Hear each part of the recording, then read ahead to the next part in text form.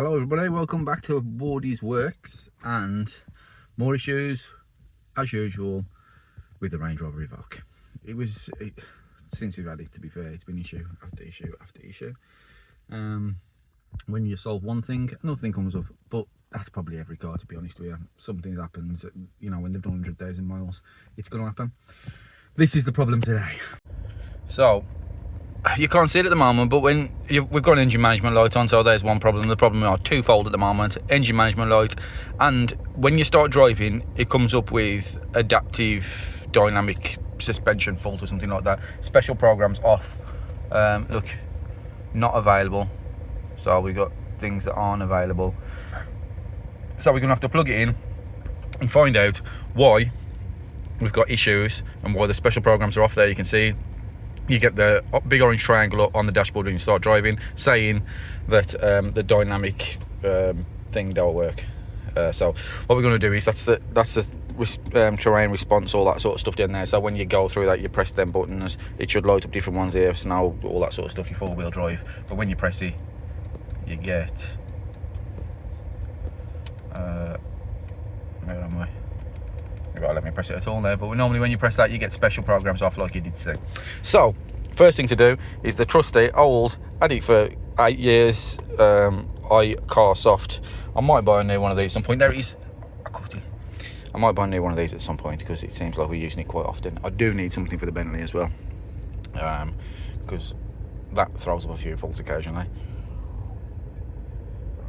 Just drinking my tea. So let's plug this in. The LBD is under there, and we'll see what it reads. So we're plugged into the LBD. We just press the start button, but without putting it, the brake on, so the car doesn't start, and it just leaves the ignition on. To turn that down, and then we want to go through these things here. So we want diagnosis. We don't want Jaguar. We want diagnosis. We want Land Rover. We want Land Rover again. We want the Evoque. We want diesel 2.2 and automatic diagnosis mode. So it's going to run through all of them. There's 40 on this. On some of them there's a lot more. On the Jag XF there was absolutely tons on there that it has to run through all the modules. It's not quite as many on this to run through, but where are we now? 30. 32. So hopefully it should come up with what our issue is in the faults. So let's just go in the first one to see what this light is, the engine management light there, because I don't think that's anything to do. They come on first, and I've just been putting that one off because it hasn't really affected the way the car. So that's the EGR cooler bypass control circuit. This one on the Jag as well, they have a problem with the spring, if I remember rightly. So the spring that opens and closes the EGR bypass brakes, and you can put another spring on there, because you have to buy the whole unit. The unit, you can't buy the spring separately, so you have to buy the whole unit. So you can put another spring on there. So that's something I'm going to do. I'm going to get it in and do that. I'm going to clear it. It'll come back, I would have thought. So that one's cleared. Right, let's have a look at the other stuff. So I think it could be in, let's have a look in here. SRS, no, nothing in there. So I'm going to get out of there. ABS, let's just have a look in there, because it can be to do with front right wheel sensor and invalid data received from the suspension control model B. Let's reset them. Let's clear them codes. Okay. Let's see if we've got anything else we can clear. Lost communication with heating, ventilation, air control module. Lost communication with front controls interface. This could be, we have had the battery off to do stuff when we was doing all the stuff underneath, so that could be battery related. Body control, let's read these. So heating and ventilation again, clear that. Well, that's okay. The park brake, oh hang on, we don't want to clear them before we read them. ABS control module, Build end of line mode is active. I have no idea what any of these are, but I'm going to clear them. And then I'm going to go for a drive. And then we're going to see what comes back. Yeah, this is adaptive. Control module software corrupted. That does sound good. Rear left damper solenoid. Okay, so that could be the issue with this rear left damper solenoid. So I've got that on film anyway. Let's clear it. That should allow us to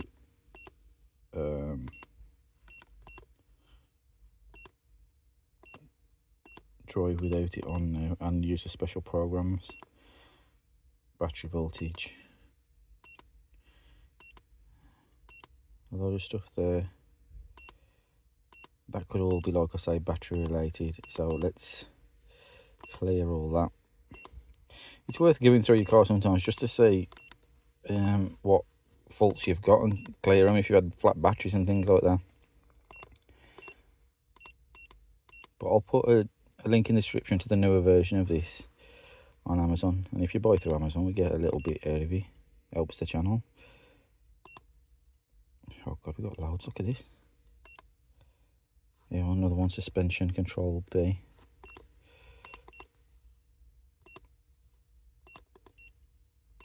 This just happened while my wife was driving. She went to Muriel and was on the way back.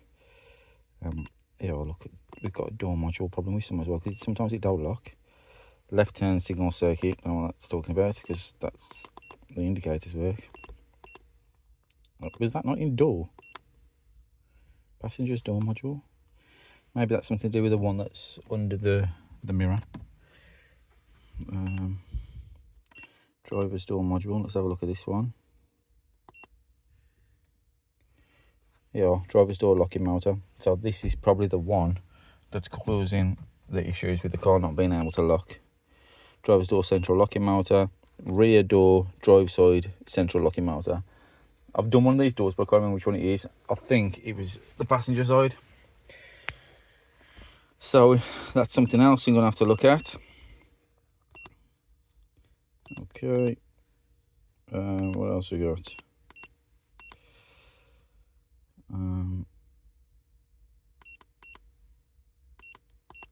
I'll look at this because we sometimes have issues now. That's okay. Okay, well, I think I've cleared the stuff for, I mean, you can see how much stuff's in here. I think I've cleared the stuff for the problem with the special programs anyway. So let's start the car, go for a drive and see if special programs has been fixed and see if it comes back, which it probably will, because clearing them doesn't fix them generally. Just when they come back, you know which one is the problem. So let's drink my tea and give it a drive. So I've turned the car off, we'll turn it on and start it. And let's see what we get coming up. Special programs off, so it's come straight back without me even driving it. Yeah, terrain response not available, which is an absolute nightmare. What I want to check is that it's still all plugged in and the plug hasn't come out or anything like that. So I'm going to go back in and have a look which one it was and then see what faults we've still got. So we've got rear left damper solenoid come back up. So I'm just going to have a quick look and make sure that everything's still plugged in, nothing's come out causing problems with that. I don't know how to do this fix, so I'm going to have to look into it and maybe order some parts. So if we come around the car here, you can see, I think you can see now. Let me see if I can put the torch on. That's a bit more, oh, that's a bit better. Look, it was this plug here. So that plug, which should be clipped onto something, I would have thought. But it seems to come off. But when I take it in to have a look at the EGR valve, I'm going to pull the wheel off and just see if we can get that somewhere, because we want to get these wheels refurbed. Look at them, they're absolutely annihilated. So that was an easy fix, thankfully, this time. Not always an easy fix on these, but this one was. Right, so I come out on the test drive, everything was going well. I went over a couple of speed bumps and it come back on the adaptive thing.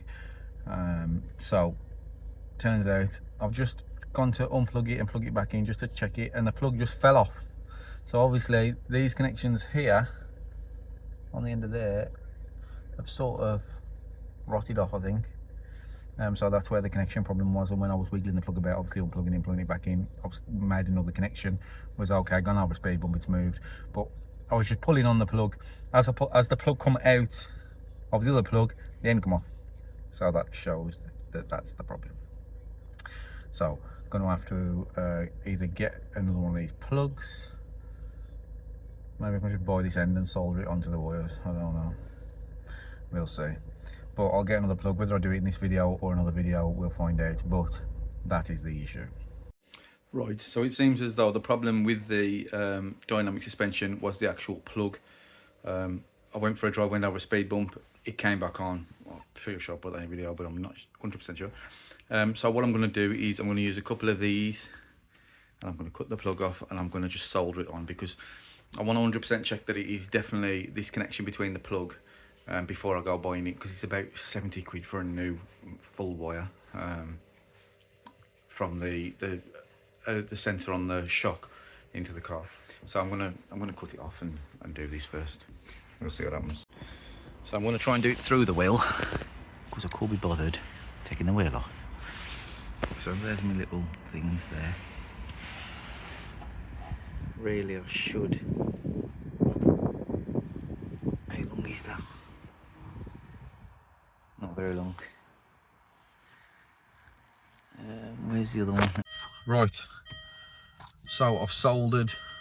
What's going on here? Oh, door's opening. Right. So I've soldered the connector. So I'm going to see now if I can clear the fault, because after I went for that drive and it come on again, I couldn't clear it. So right, we're all scanned now. So let's go down to the adaptive damping. Let's hope we can clear this. Let's read first. Left, clear. No, I couldn't clear this before. It's gone. So it looks like that has fixed it. So it was the actual connector that had sort of come off the end of the thing. You can see the lights on now, so you can use the different settings. You can go through gravel and snow again. So I thought it was just the connector that wasn't connected well, but it turns out me wobbling the connector had medic sort of work, but it was the wire on the back of the connector that actually started to snap off. So obviously I just connected it up and went over a bump, it went off. Now it's soldered. I know that I can buy the right lead now. I am going to take it for a test drive, but I think that's all done. So if you like the channel, please like, subscribe and share.